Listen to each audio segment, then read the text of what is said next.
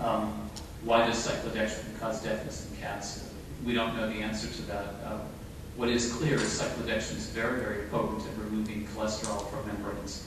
And cholesterol is absolutely essential in many cases for the function of cells and the signaling from the cell surface. So if we remove cholesterol from, let's say, very susceptible or sensitive cell types, it may be that we could do permanent damage to them, and it may be that the hair cells, within the ear may indeed be ones that are just very, very sensitive to this. We also had a question with regard to what drugs will the TREND program at the NIH be researching and testing for NPC. And so, for those of you that aren't as familiar about TREND, at the NIH they started an initiative for what's called the Therapy of Rare and Neglected Diseases. And this has, I think, is really an offshoot of the work that was being done at another center at the NIH called the National Center for Chemical Genomics.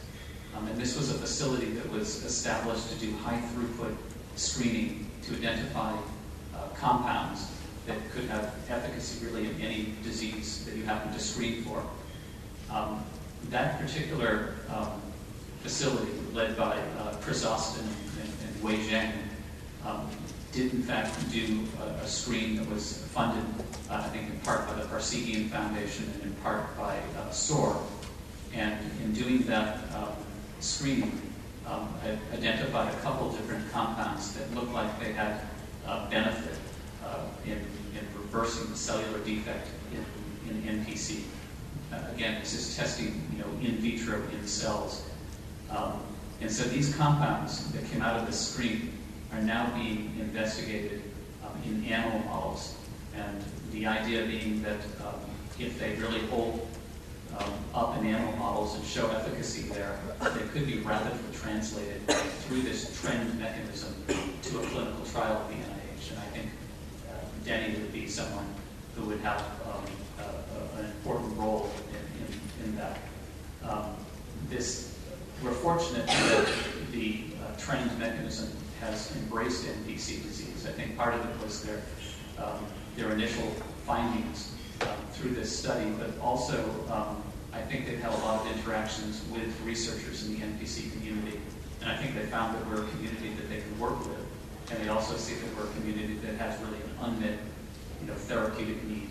We need more compounds, we need more drugs, and I think what is happening at the NIH is they're looking for success stories, and TREND would like NPC to be a success story, and NIH would like TREND to have success.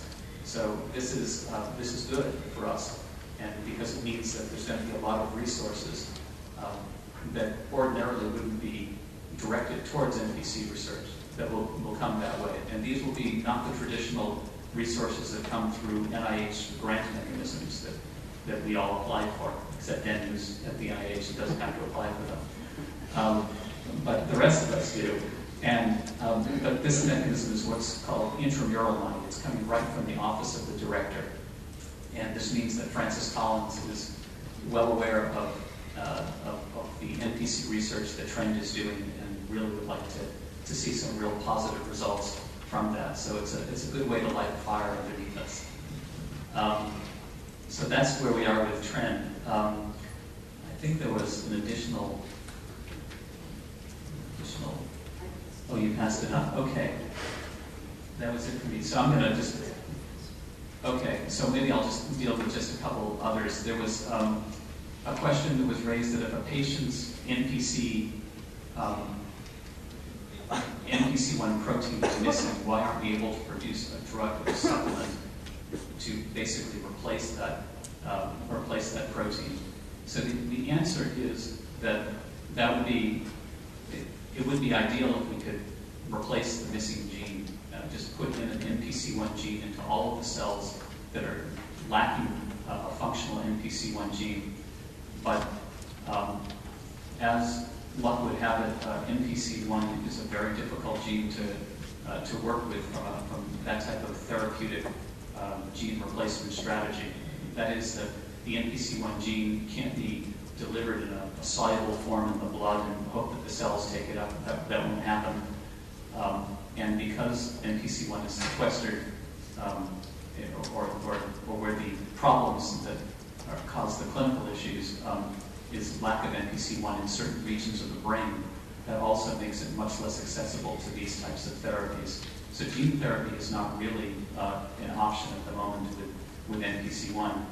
And so if we can't really replace the gene, then the best we can do is perhaps stimulate production of the existing proteins that are there. And in many cases, many of these proteins may indeed have residual function, and that's where the chaperone therapy could come into play, where we could stimulate the cells to produce more of that protein and hopefully have therapeutic effects. And I think this is probably relevant to, I'm just going to guess here, as much as 35–40% of all of NPC disease would probably benefit from that. The other options are not to directly use NPC1 protein, but to use other small molecules that could substitute for the action of NPC1. And in some ways, that's possible how cyclodextrin works, maybe, as one hypothesis. It could be that with the RAB therapies that promote the removal of cholesterol from late endosomes, in some ways they're taking over perhaps one part of the function or activity of NPC1. So I think these are some of the approaches that are being taken, but it's daunting. There is a cyclodextrin question about why are some patients taking cyclodextrin as a treatment when it causes pulmonary disease. This is a difficult question to answer. I think I would probably say that we wish we knew more about cyclodextrin, its actions, its activity, and what causes its toxicity. The toxicity is there in the models that we've looked at, but again, it relates to perhaps how we're delivering the cyclodextrin as much as it may relate to the actual compound itself. So we have a lot more that we need to learn about this in order to develop what we would consider not only an effective therapy, but a safe therapy that we would feel confident in giving to children and knowing that we would avoid the possibility of these toxicities. So we still have work to do there. And I'm going to turn this over to Denny, who has a number of questions. Okay, so there's a series of questions here that I think are all sort of related, and they obviously relate to the data that was shown earlier today on the fact that anti-inflammatory, specifically ibuprofen, in combination with miglustat in the mouse model, looked as if there's potential efficacy there. And so the questions are what parents should be asking, why not just give ibuprofen? I can go down to the drugstore and get it and give it. In this, I'm going to step back, and this relates to how I approach, candidate therapeutic agents. We're struggling to determine if we give a drug, how do we know it works, or at least indicate that it's doing something beneficial. And I also made the point in my talk that you can't forget about safety. Safety and